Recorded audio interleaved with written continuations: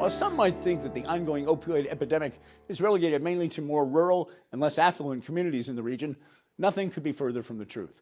Tonight, Connecting Point correspondent Carolee McGrath is joined by Longmeadow Police Lieutenant Robert Stocks and Longmeadow Fire Captain John Rigney to talk about how the current crisis knows no geographic or socio-economic boundaries. First off, what kind of an impact is it having in Longmeadow? Well, the reason we're hosting the forum on March 1st is because we're finding that many people in smaller communities like Longmeadow feel as though this new epidemic that we're seeing, it's no longer something that's affecting communities such as the large cities, the metropolitan areas. This is a crisis that's occurring in the small towns, the idyllic setting of Longmeadow, the New England perfect community, if you will. Is just as susceptible to it as a Springfield, Chicopee, Holyoke.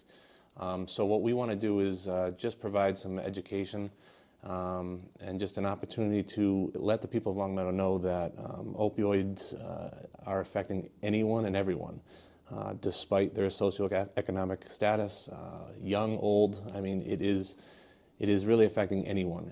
So we want to get it out there and try to get in front of it and try to provide people so that we can at least mitigate, if not prevent, any tragedy in Longmeadow. So, Captain, what are you seeing in the fire department? Because you're the ones who would be responding to any calls. We're seeing, in the last 3 years or so, call it a slight uptick in the responses that we've had in opiate overdose or opiate addiction. It's being a small bedroom community, and you could look at this small uptick as it's concerning because we look at it as Lieutenant Stocks has said. Oftentimes in these small communities, you get it's not going to happen to us, and so we're seeing that slight increase, and we're trying to stay ahead of it, and I think that we're doing a good job at that. But we still need to do more. Well, particularly with teenagers, I'm sure most parents around the state would be worried that their kids could go down this road. What are you seeing at the high school level? Fortunately, I've reached out to my school resource officer, the officer that's assigned to Longmeadow High School. Fortunately, we are not seeing signs of drug use in the schools on the campus. But that doesn't mean the kids aren't using on the weekends, and their off time at parties. The high school age is the age that's very important to get to because they are in the experimental phase, and they often at these parties are unsupervised.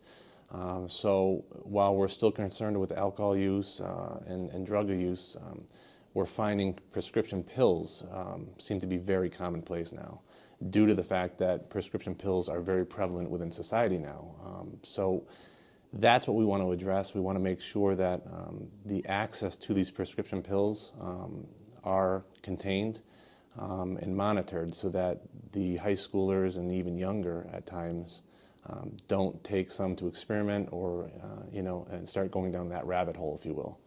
Okay, and what about Narcan? I know that you have it on your trucks and you've been using it, but some people, when it first came out, were really thinking, listen, this could enable a kid to say, look, I can get bailed out if something goes south here. Right.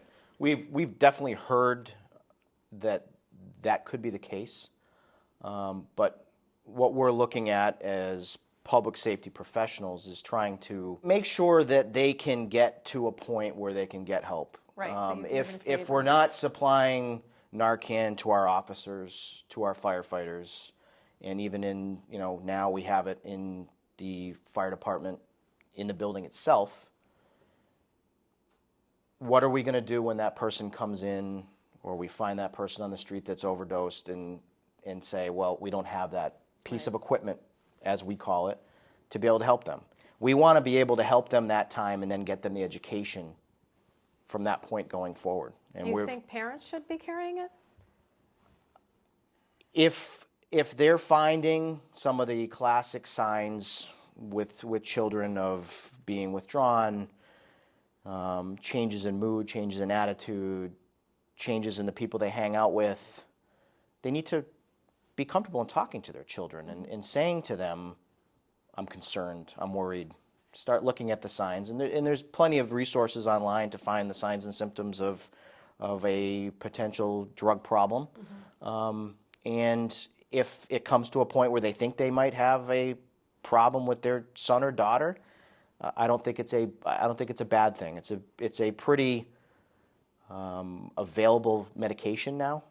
Let's get them to the point where they can get the help they need. And we're actually instituting some of that help going forward on calls. We're going to start handing out, if we go to these overdoses, we're going to start handing out pamphlets, giving parents, brothers, sisters, some resources to be able to get that help that they need.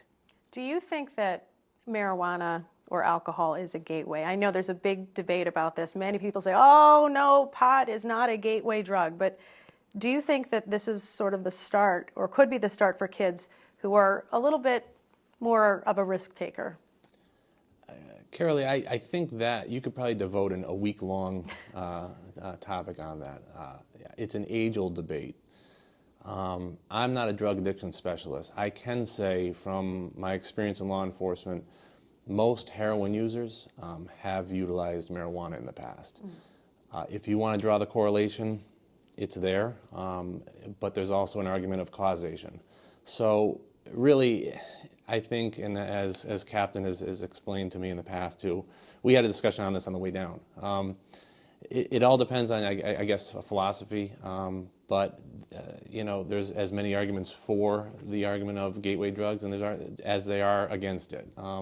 I think many parents who are very stringent in watching their children with drug and alcohol abuse or use at an underage or a young age, ironically, sometimes we're finding they're missing the signs of prescription pill usage, which is, again, why the forum is taking place. We want to make sure that even those parents are doing the job of keeping an eye on their kid, making sure they're coming home sober, making sure there's no marijuana use.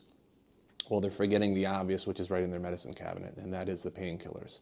So it's kind of, I'm glad you asked that, because it is those parents who are concerned about maybe certain things and are missing the others. So to get back to your question as far as a gateway drug, personally, do I think so? Absolutely, but I'm not an addiction specialist, and I think there's probably some people out there that would argue me. So.